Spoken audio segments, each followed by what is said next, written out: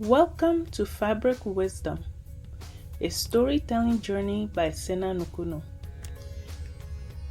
Sena Nukunu is more than a fashion brand. It is a cultural celebration where African heritage is honored, preserved, and reimagined through timeless design. Founded with love for West African textile, Sena Nukunu partner with local artisans to bring you authentic African fashion and art. Whether you are connected to Africa by birth, by spirit, or by admiration, Sena Nukunu invite you to wear culture with confidence, crafted with pride and worn with purpose. In this series, we dive deep into the meaning behind Africa's most iconic fabrics, from the royal message of Kente to the spiritual symbol of mudcloth, and the global legacy of Ankara and batik. Every thread tells a story. Every pattern carries power. This is Fabric Wisdom by Sena Nukunu. In today's episode of Fabric Wisdom, we're going to talk about Ankara. The origin of Ankara, a global thread with African soul. Ankara, also known as African wax prints, carry a vibrant legacy, but its story began far from African soil. In the 19th century, Indonesian batik, a handcrafted fabric made using wax-resist dyeing, was highly prized for its artistry and symbolism. European colonial power, particularly the Dutch, were captivated by this intricate fabric and sought to replicate them using industrial techniques. The result was machine-printed version of batik, produced in Europe, especially the Netherlands and the UK, and intended for sale back in Indonesia.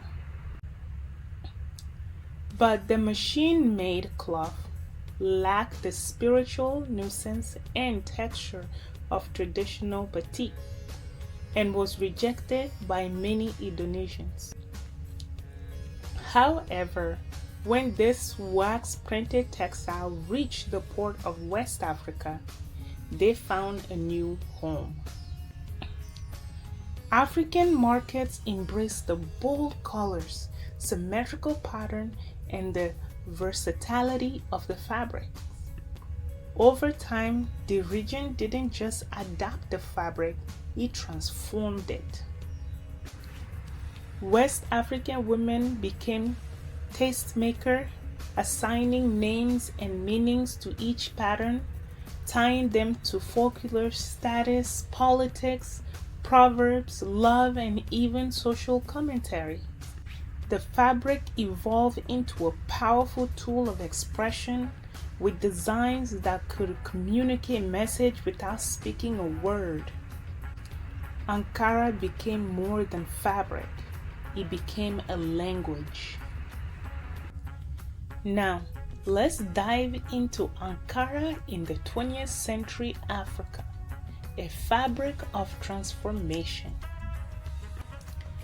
The 20th century marked a turning point for Ankara fabric, a time when it transitioned from imported novelty to cultural cornerstone, intimately tied to Africa's journey through colonization, independence, and identity building.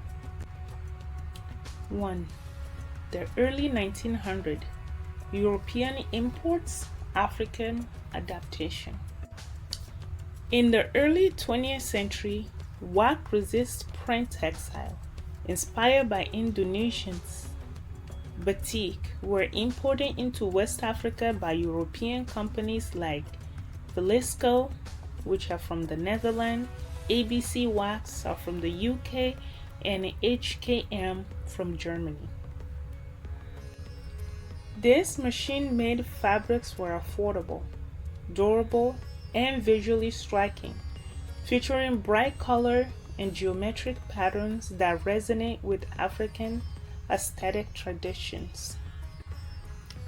Though not originally manufactured in Africa, these textiles were rapidly adapted and Africanized through local interpretations.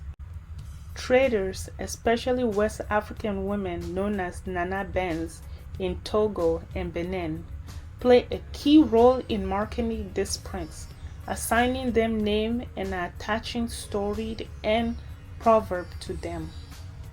This transformed Ankara from mere cloth to a symbolic language.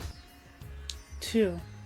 Mid-century, a fabric of independence and national pride.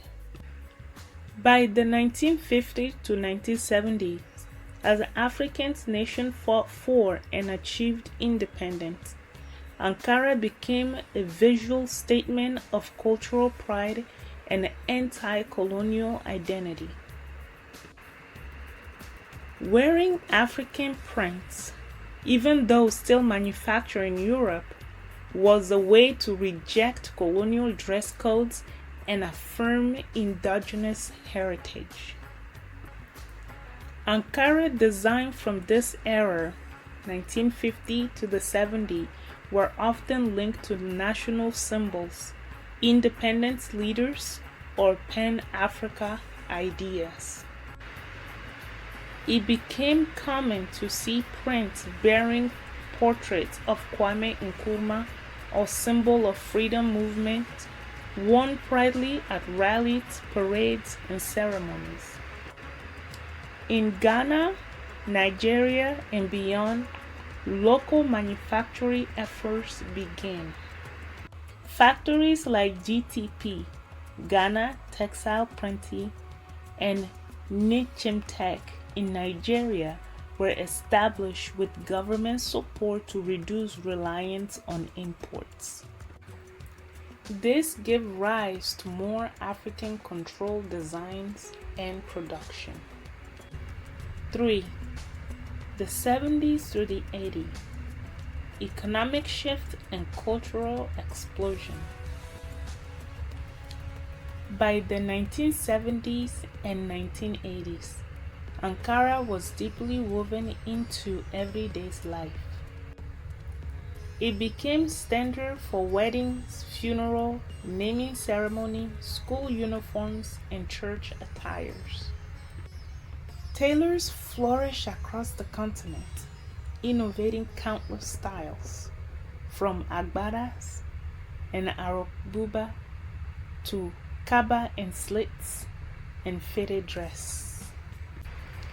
This was also a time of creative freedom.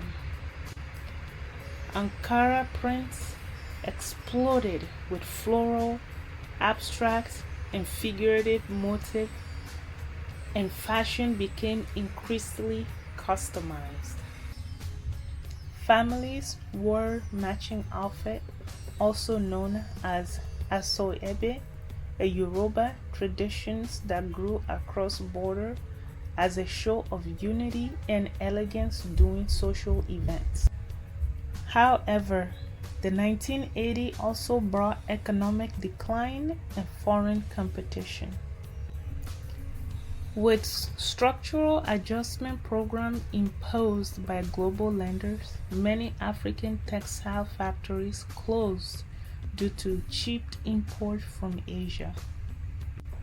This marked the beginning of a struggle for local industry, one that continues today.